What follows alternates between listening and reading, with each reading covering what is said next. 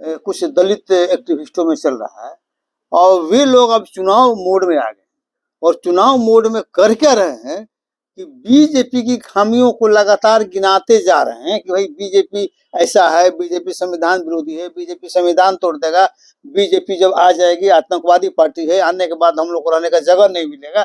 इस तरह से आतंक मान लिया कि लोगों के दिमाग में भय पैदा किया जा रहा है ताकि लोग आंख मूंद के बीजेपी के विरुद्ध वोट कर दें। ठीक है, तो क्या ईमानदारी पूर्वक ये आकलन है क्या? ठीक है, जो भी बात हो सकती है, मान लिया चाहे संविधान के खिलाफ बोलने की मामला है, बोलना एक बात है। मान लिया इधर हाल के दिन में हेगड़े साहब ने कुछ बातें कही, हेमंत हेगड़े ने, हाँ हेमंत हेगड़े ने, अनंत हेगड़े। देखिए पॉलिटिकली ढंग से, राजनीतिक ढंग से 2 मास को संगठित रहने के लिए एक आदमी को बोलना पड़ता है कि जिसके जो हमारा जो बेसिक मास है, उनका बेसिक मास है बनिया ब्राह्मण स्वर्ण, तो उनको भी खुश करना है अपने वक्तव्यों से, इसलिए राजनीति में इस प्रकार की बातें चलती रहती है। लेकिन जो विपक्ष कहते हैं कि संविधान बदलेगा, तो मैं कहता हूं कि संविधान बदलेगा, उसके रोकने के लिए आप कितना तत्पर हैं, कितना आप उनके लिए संघर्ष कर रहे हैं। लेकिन जब भी जरूरत पड़ी है संघर्ष की, तो जिनके खास करके कमजोर वर्ग, दलित वर्ग, यही तत्व ही बिहार में चाहे भारत में अपनी लड़ाई खुद लड़ा है।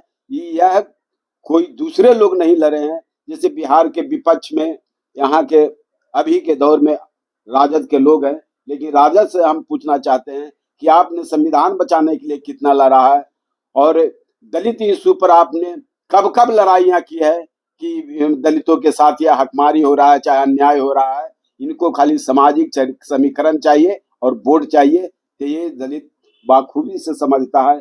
इसलिए अब इन बातों को फेरा में दलित नहीं है। जो सत्ता की हिस्सेदारी देगा, सत्ता के साथ भागीदारी करेगा, उन्हीं के साथ दलित रहेगा। जो नेतृत्व प्रदान करेगा, उन्हीं के साथ दलित नहीं। अभी मान लीजिए सवाल ये कि जो न्यूट्रल लोग हैं, जो पॉलिटिकल नहीं है, जो नॉन पॉलिटिकल हैं और एक्टिविस्ट हैं, वे लोग भी एक तरफा बात क्यों कर रहे हैं? ये ईमानदारी की बात है क्या? ईमानदारी की बात है कि मान लीजिए पॉलिटिक्स में अगर है तो एक तरफा किसी के विरुद्ध बात करिए, और मान लीजिए दूसरे पक्ष का मान लीजिए जो जितना भी कुकर्म किया हो, कितना भी गलत है, उसके ऊपर चर्चा तक मत करिए। ये ईमानदारी बात है क्या? देखिए हरकेश्वर जी, हमने तो यही राजनीति के संबंध में समझा है कि राजनीति में नेता, और चाहे एक्टिविस्ट हो, चाहे छोटे बड़े पॉलिटिकल हो, कार्यकर्ता हो, वो समझते हैं कि हम ही सबसे ज्यादा राजनीति के होशियार हैं, राजनीति के ज्ञाता है। लेकिन मैं समझता हूं कि गांव की अनपढ़ भी इनको बाज करता है कि ये कैसे हैं, कितने संघर्षशील हैं, कितने हमारे जरूरत के चीज हैं। तो इसलिए जब वोट करने जाती है जनता, तो समझता है कि कौन संघर्षशील है और कौन नहीं संघर्षशील है, वह समझ बुझ के वह वोट करती है। इसलिए मैं समझता हूं कि इन बातों के हमें नहीं लगता है कि इन बातों का कोई आम जनता पर प्रभाव पड़ने वाली। अच्छा, ये बताइए कि अभी आपसे पूछा जाए कि भाई जो जदयू पार्टी है और मान लीजिए कि आरजेडी है, तो दलितों के खिलाफ इन्होंने क्या क्या काम किया जिसके कारण दलित उनसे नाराज हो सकते हैं, होना चाहिए? दलितों को सबसे ज्यादा तो मैं समझता हूं कि बिहार के राजनीति में दलितों के साथ जिसके लिए हम लोग सामाजिक न्याय के नारों के साथ बिहार में 15 वर्षों तक शासन रखा, उसने हमारे दलितों के साथ सामाजिक न्याय नहीं कर सकी। आरक्षण में प्रमोशन हरिकेश्वर जी आप जानते होंगे किनके शासन काल में खारिज हुआ। और ये तो छोड़ दीजिए, जो आम छोटी छोटी सामाजिक सुरक्षा का सवाल है, या सामाजिक सुरक्षा जो कमजोर वर्ग है, गांव के जो दलित है, वो सामाजिक सुरक्षा, सामाजिक न्याय में महसूस नहीं किया, बल्कि सामाजिक न्याय के तत्व ने ही उनको ज्यादा उत्पीड़न किया। इसलिए सामाजिक न्याय के नारों से वह निकलकर बाहर हो गए। अब वह जनता आगे के रास्ता तय करने की स्थिति में खोज रही है। नहीं, चूंकि इधर के दिनों में हम देख रहे हैं कि अति पिछड़ा वर्ग के लोग भी लालू नीतीश दोनों से नाराज हैं। इसलिए कि उनका जो जाति में आप देखिएगा अति पिछड़ी जातियों का, उसमें कुछ जातियों को शामिल कर लिया गया, तो नतीजा क्या हुआ कि सारा का सारा पद वही ले रहे हैं। उसी तरह से शेड्यूल कास्ट में देखिएगा कि मान लीजिए कुछ जातियों को इसमें जबरदस्ती सर्टिफिकेट बनाया जा रहा है, जिसका भी रिजल्ट मान लीजिए उल्टा सामने आ रहा है, ठीक है। और आप देखिएगा कि रिजर्वेशन प्रमोशन में जब भी गया है तो दोनों का शासन एक साथ रहा। जब लालू और नीतीश का 16 में पहला चिट्ठी निकला, आप फिर इधर अभी जो हुआ, तो ये जो दोनों थे तो दोनों ने मिलजुल कर शेड्यूल कास्ट के अधिकारों को छीनने का काम किया। तो हमारा कहने का मतलब है कि जो एक्टिविस्ट हैं उनको बीजेपी के खिलाफ जितना बोलना चाहिए, जो भी बीजेपी करती है, चाहे जो भी पार्टी करती है, लेकिन साथ साथ इनके भी कारनामों को उजागर करना चाहिए, तभी ईमानदारी माना जाएगा। अन्यथा आप एक तरफा जब करेंगे तो आपकी बातों को कौन मानेगा।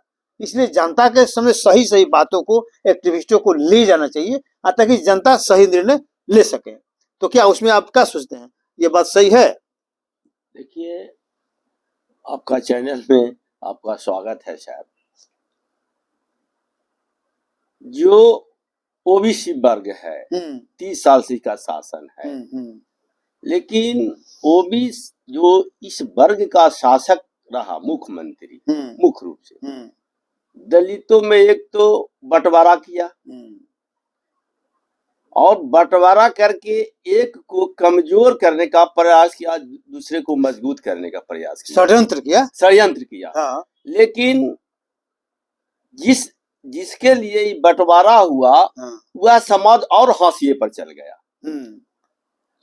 जैसे सुरक्षा की आप बात करते हैं, तो सुरक्षा का आधार है गांव से जुड़ा हुआ है, ब्लॉक तक। तो ब्लॉक और गांव का सुरक्षा चौकीदार करता है, और उसका अभी तक बहाली नहीं हुआ, तो सुरक्षा कमजोर हुआ। दूसरा बात हुआ कि ये बीजेपी के भय दिखा रहे हैं कि बीजेपी सत्ता में आ जाएगा तो संविधान खतरा में है। लेकिन मैं कहना चाहता हूं कि इनके रीजन में दलितों उससे कई गुना ये वर्ग के लोगों ने हमारी इज्जत को लूटा, हमारे समाज को हत्या हुई, कहीं कहीं उसके थाना तक जाने इन लोग नहीं दिया। यह ईमानदारी पूर्वक कह रहा हूं, मैं किसी पार्टी का सदस्य नहीं हूं। यह भी हम लोग को पार्टी से हट के जो इनका कारनामा, वो भी समाज को इस चैनल के माध्यम से हम रखना चाहते हैं कि आप सामाजिक न्याय कहाँ दिए। इसका मतलब है कि हम लोग तो ये देख रहे हैं गजेंद्र जी कि हम मामला अच्छे लोगों को चुनने के लिए कोई आगे नहीं आ रहा है, नहीं बता रहा है कि भाई अच्छा कौन है उसको चुनना है। कहता है कि दो खराब में से समझे जो कम खराब है उसको चुन लीजिए। तो क्या हम लोगों का अभी नहीं उबर पाए हैं कि जो खराबे में सबको चुनना तो चुनना है, अच्छा को हम नहीं चुने। तो अच्छा को चुनने के लिए दिमाग लगाना होगा और लोगों को बताना होगा कि जो सड़ा हुआ मान लीजिए कि आलू है उसको फेंको, चाहे कम सड़ा हो चाहे आलू सड़ा हो, ज्यादा सड़ा हो, और अच्छे लोगों को स्वस्थ मान ले के आलू को बीनो और स्वस्थ आलू पैदा करो और उससे मान ले कि खाओ पियो और अपने स्वस्थ रहो। तो इन सबसे हमको लगता है कि बेस्ट रहेगा। और केशवर जी, हम बिहार के वोटों के समीकरण पर आकलन करते हैं,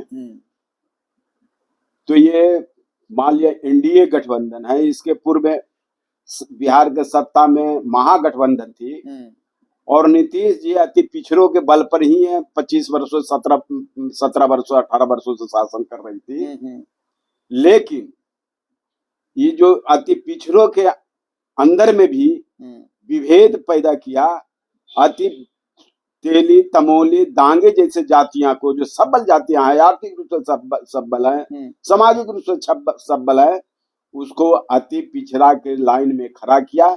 इससे जनता में भारी आक्रोश है।